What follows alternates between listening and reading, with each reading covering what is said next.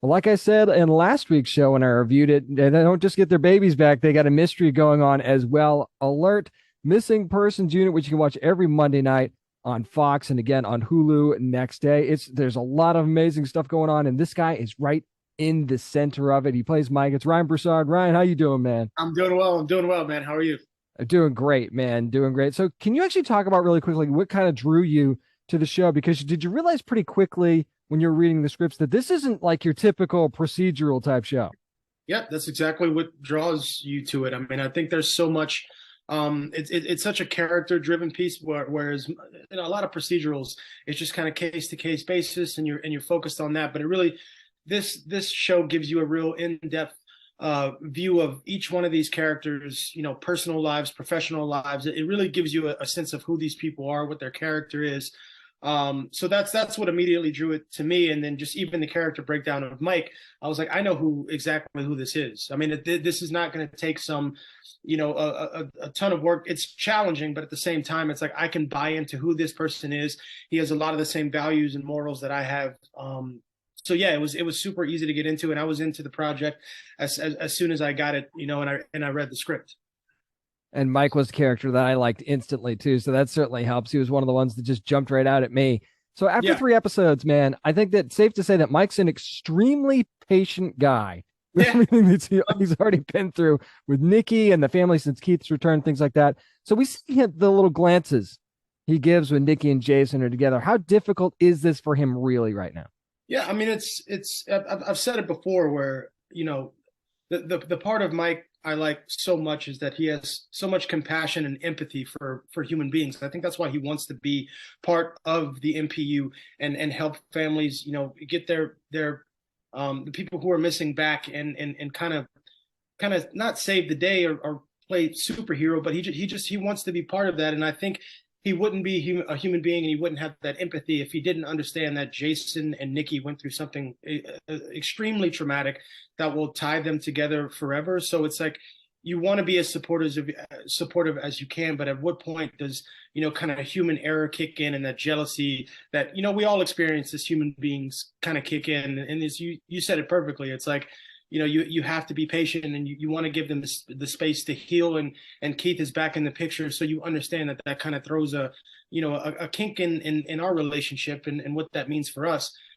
But at the same time, it's hard, man. It's very, very hard. So like that's the thing that I think Mike is a stronger person than me, Ryan, is, because I don't know if I would have that much patience. So that's where the challenge lies in as an actor, is that, like, yeah, you have to really buy into how patient this guy is, how empathetic this guy is. But when does that jealousy start creep in?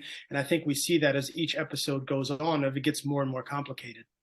And obviously, like they're engaged now, so it seems like on the surface it feels like they're on pretty solid footing, right? Because they're engaged, and we saw, of course, their little hookup in episode 3 there, which was Yeah. which was pretty great. I'm sure that Mike was looking forward to that a little bit. So, but do you think at the same time, do you feel like he's kind of treading lightly? Because we saw what happened when he was questioning Keith and he was on Keith's case. So, do you think he's kind of treading lightly with Nikki right now because of just how fragile everything is and how raw everything is?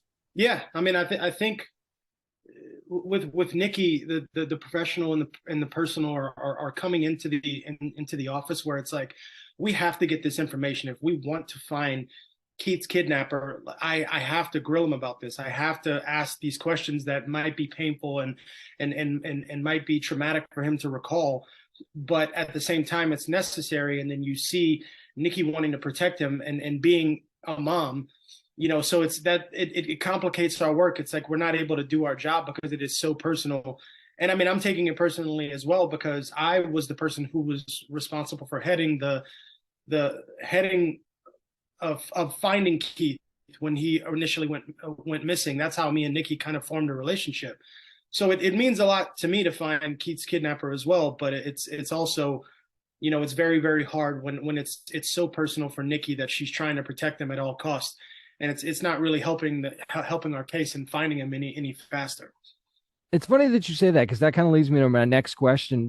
Does it kind of feel like, if you take a step back, does it seem like everybody's kind of too close to this? It's like, like how doctors aren't supposed to operate on their own relative sort of thing. I do Yeah, kind of feel like everybody might be a little bit too close to this thing.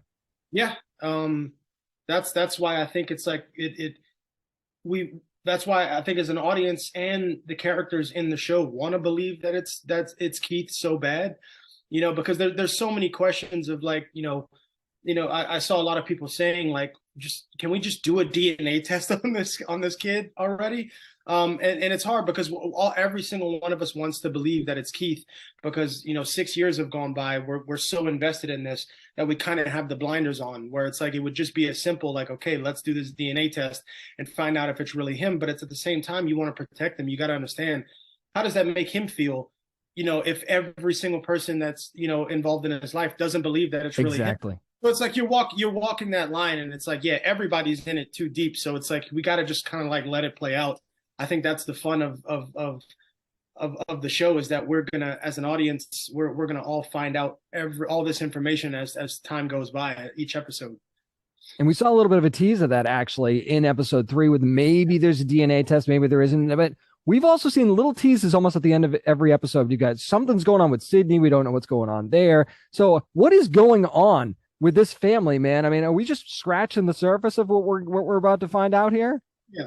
I mean, there's so many things that just information that we find each episode that deals with Sydney and how she's involved with Keith, and how Jason is, how I am, how Kimmy is, C. Like we're all kind of in this together, uncovering new information that of how he went missing, why he went missing. Who took him, that like this is going to be something that unfolds throughout these 10 episodes, that you kind of have to just pay attention to every single scene, because there's little clues here and there. So it's like if you go missing and you go to the kitchen and get something, it's like you might have missed a very, very huge plot point of unfolding this whole key thing. But then at the same time, you still have to understand that like we're working a case-to-case base with these other people who are missing. So it's like it just gives the audience a lot to follow. I think with most procedurals, like I said, it just kind of gives you like a case, and you just kind of like that's what it is. But you become so invested in every single character's life and how this whole key thing is affecting them. And yeah, I think it just keeps you on the edge of your seat more than any other show that's out there. No doubt about that. Talking to Ryan Broussard, of course, plays Mike on Alert Missing Persons Unit from Fox. You can also watch it again next day on Hulu after you're watching it every Monday night. Now, Ryan, with everything that's going on, you mentioned this earlier, this team still has to do their job, sort of thing. We still have these missing persons that pop up from week to week. So how incredible would you say is the writing in each of these episodes? Because these are some extremely detailed missing person stories. Yeah, I mean, each one is unlike the other one that precedes it.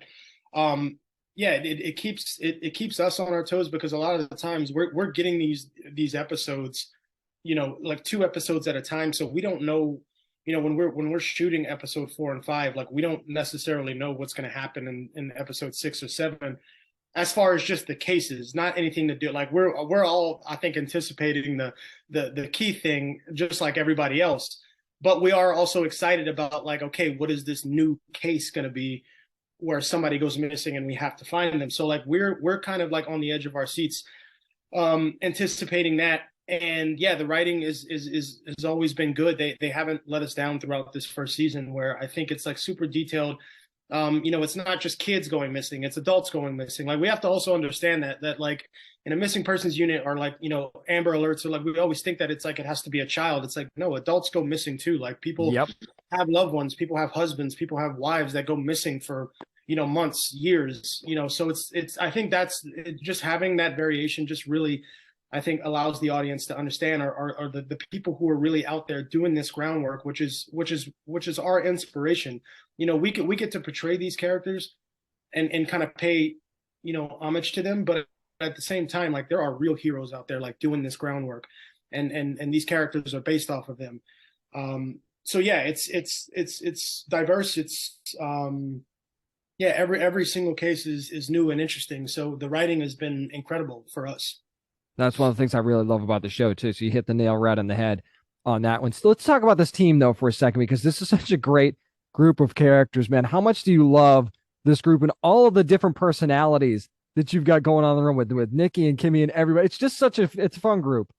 Yeah, no, I mean every single person is like I said, we mentioned diverse, and it's not just diverse in ethnicity or gender, like it's diverse in personalities, and like each one of us brings such a, I think, a unique element to the characters. Scott is just so unbelievably effortlessly funny and witty, and like his dry sense of humor has been something that I've always been a humongous fan of, and Danya plays Nikki so fearlessly. And as we were actually talking about it yesterday in one of the interviews about how the first day of production we had that big stunt where she jumps off of the balcony into the pool. She actually wanted to do that. They had to talk her down, and I was like, I don't think. Why am I not surprised? Yeah, I was like, I don't understand. Like day one, we don't need you like jumping in a pool and dislocating your shoulder, and you're out for production for the rest. I was like, but she was dead serious about doing it. So she's such a fearless leader and intense, and but she also brings this. Like I think it's super important for her to bring that motherly. Like she is a mom